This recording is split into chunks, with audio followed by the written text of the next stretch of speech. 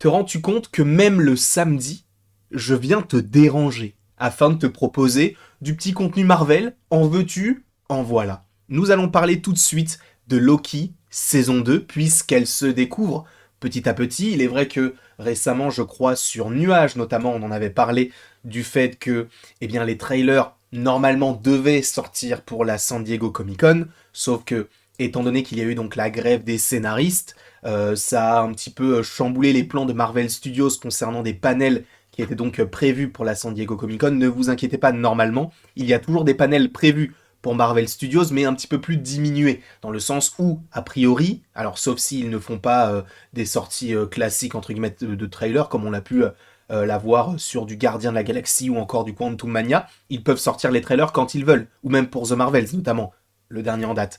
Cependant, il est vrai que en général, quand il y a ce genre de convention, eh bien, on nous propose des trailers, et normalement, c'est vrai qu'on aurait dû avoir notamment du Echo et du Loki saison 2. Daniel RPK l'avait repartagé, même l'actrice qui interprète Echo, je ne me souviens plus de son nom, mais ça va sûrement me revenir, mais elle avait déclaré sur son Instagram qu'elle avait hâte d'être en juillet, afin de nous montrer les premières images d'Echo. En gros, c'est ce que cela voulait dire, donc on pouvait supposer que, oui, ils étaient prévus. Maintenant, on a de l'animation, uniquement, donc du What If, Marvel Zombies, Spider-Man Freshman Year, ou d'autres séries d'animation, si ça arrive, peut-être X-Men 97, peut-être. Donc ça, on aura ça, je crois, pour le mois de juillet 2023, je crois que ça commence le 20.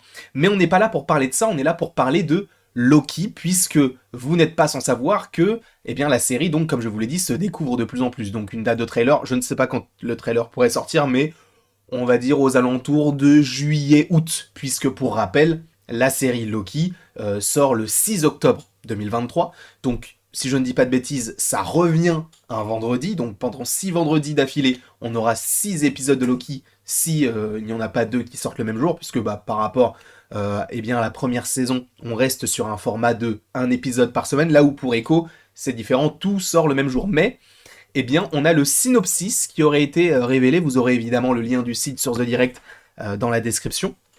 Et donc, il y a certaines petites choses plutôt intéressantes qu'on devrait retrouver notamment dans cette saison 2, puisqu'il y a un synopsis, bon là vous ne le voyez pas parce que en fait je masque le mot, mais officiel, donc de l'intrigue concernant Loki saison 2. Évidemment, afin de regarder cette vidéo dans les meilleures conditions, il faut avoir vu Loki saison 1, mais également de ne pas forcément avoir peur de spoil, même si en réalité un synopsis ne spoil pas grand chose. Mais si tu ne veux rien savoir, quitte la vidéo dès maintenant.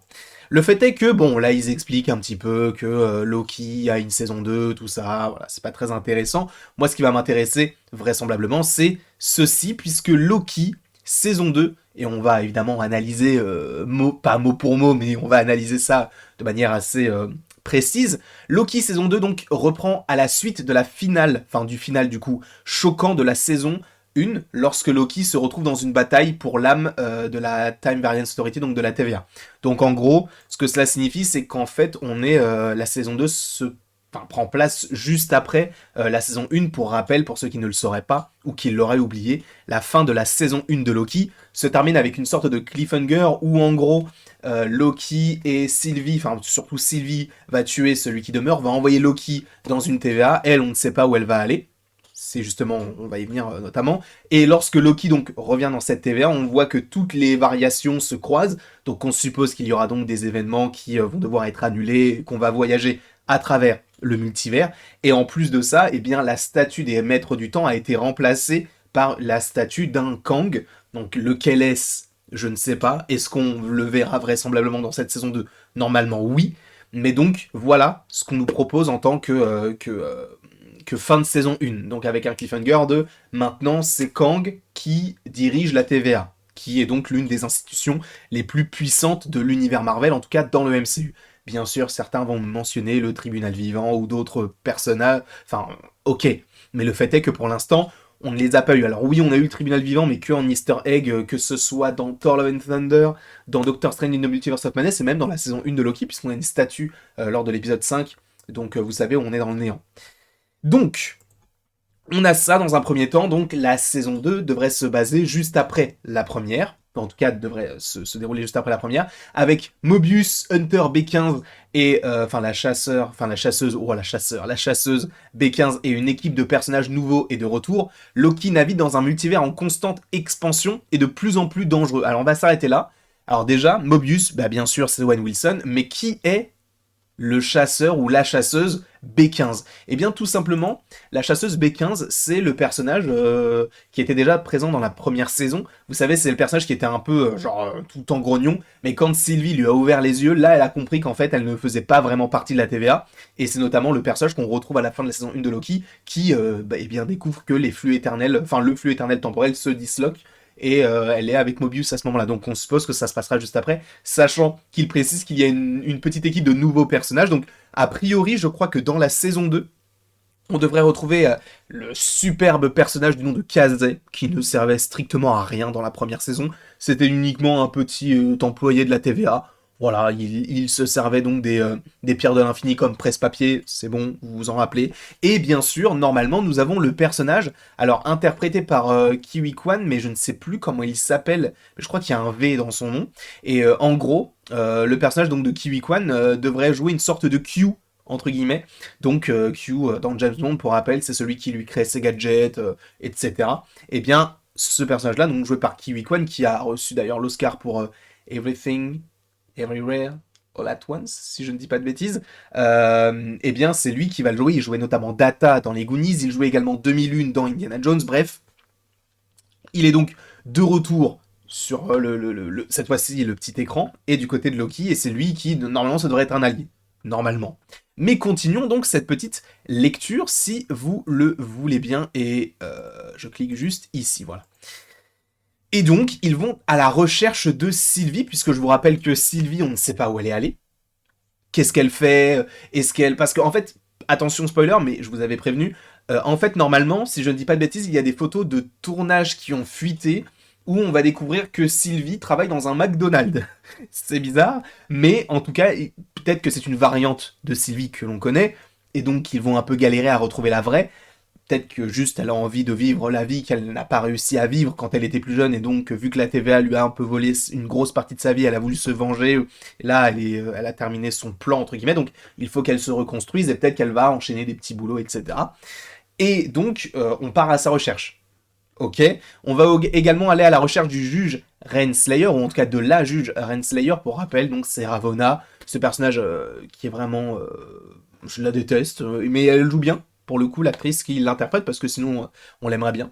Et on va aussi partir à la recherche de Miss Minute. Alors, Miss Minute, c'est un petit peu étrange, donc ça veut dire que, visiblement, elle n'est plus dans la TVA. Qui contrôle Miss Minute? Qui est derrière tout ça? Bien évidemment, je pense que c'est un Kang, et du coup, qu'on verra un Kang dans la série, en tout cas dans la saison 2 de Loki. Concernant le juge Renslayer, pareil, je pense qu'elle va aller à la recherche d'un Kang, puisque...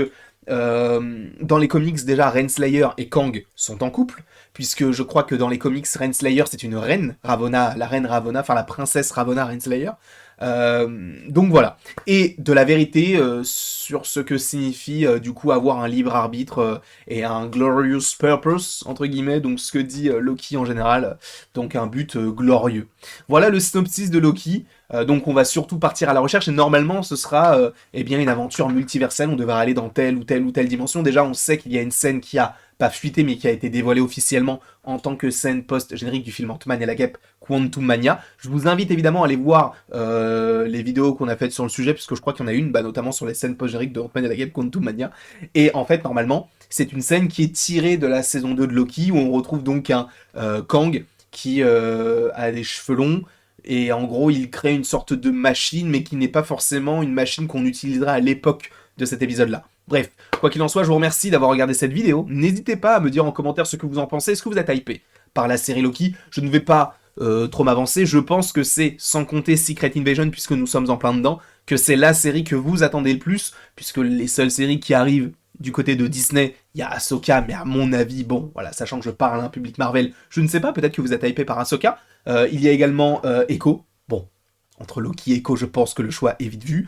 Et bon, est-ce qu'on ne pourrait pas imaginer en décembre une autre série comme X-Men 97? On aura des réponses notamment lors de la San Diego Comic-Con normalement. Quoi qu'il en soit, je vous fais donc d'énormes bisous, et il ne me reste plus qu'à vous dire à la prochaine, pour la prochaine. Et bien évidemment, comme d'habitude, si tu en as envie, tu peux aimer, partager, commenter et t'abonner si ce n'est pas déjà le cas, mais commente-moi vraiment ton avis concernant cette saison 2 de Loki.